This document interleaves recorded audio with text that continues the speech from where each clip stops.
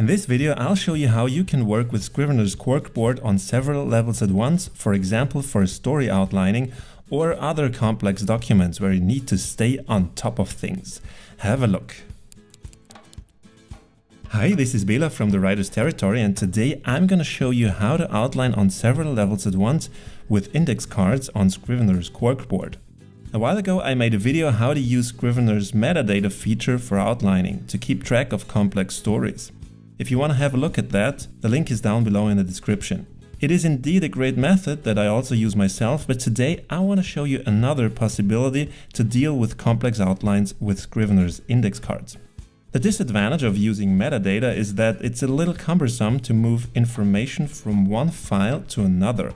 You have to cut the text and paste it into the other document. With index cards, it's a lot easier to move them around, and also maintaining the overview is a little easier due to their color coding with labels. Let me show you how to do that. By the way, if you're interested, you can download a free Scrivener cheat sheet with all the keyboard shortcuts for Mac and PC from my website. If you want to save writing time, just print it out and put it next to the keyboard and you'll have all the tools at your fingertips, literally. You find the link to that in the description below. Alright, I've created a Scrivener file for demonstration with a 3-act structure, a couple of scenes one level below, and some of the scenes contain a couple of beats. I created this from a screenwriter's perspective, but you can use the same principle for novels or blogging as well, for any type of work on multiple index card file hierarchy levels at once, in fact.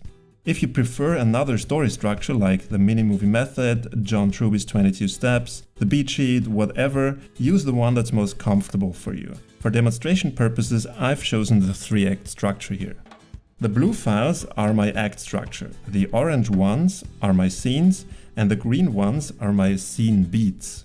The beats are named after their function in the scene, in this case subtext, action and theme, but obviously you can use whatever you need for the way you work or for your story. Usually what you see in the Scrivener corkboard are the files that are below the one you select in the binder. So when I select my whole draft, what I see is the 3-act structure that I just created, because that's one hierarchy below. When I select one of the acts, I see the scenes that are in that act. But for the purpose of outlining, I may want to see scenes from several acts at once. So how do I do that? For this, select multiple acts while holding the Command key on the Mac. Be aware that this only works with documents that have subdocuments in the binder. If one of the documents doesn't have any documents below, it won't work.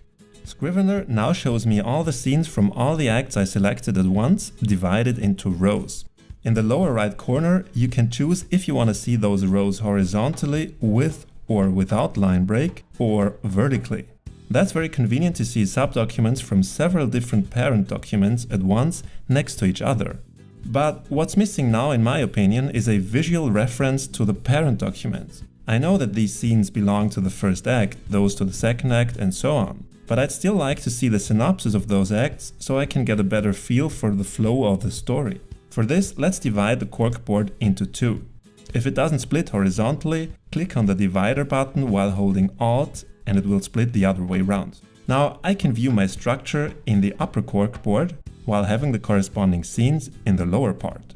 Or I can view the scenes of one of the acts in the upper part and have the lower part show me all the beats in that scene by selecting them, holding Command or Control as we did before. And here comes the main difference to working with metadata, if that is a detail that is important to you. If you want to move one of the beats to another scene now, all you have to do is grab it and move it over. That's it, no cutting and pasting, done. I believe that's a very simple but powerful method for working with outlines, no matter how complex they become. One caveat though, in the upper corkboard here in the normal view, so to speak, Scrivener will always break the line. That means you can only display as many cards as fit on your screen. If you want to see more, you'd have to make them smaller. What I would like is to have just one row here at the top that continues to the right, so I can move the upper part of the corkboard and the lower part of the corkboard at the same time to keep that visual link between the parent and the child hierarchy, so to speak. Right now, you choose the corresponding child documents depending on what you choose to see in the parent hierarchy up top. Maybe we'll get something like that in one of the future updates, we'll see.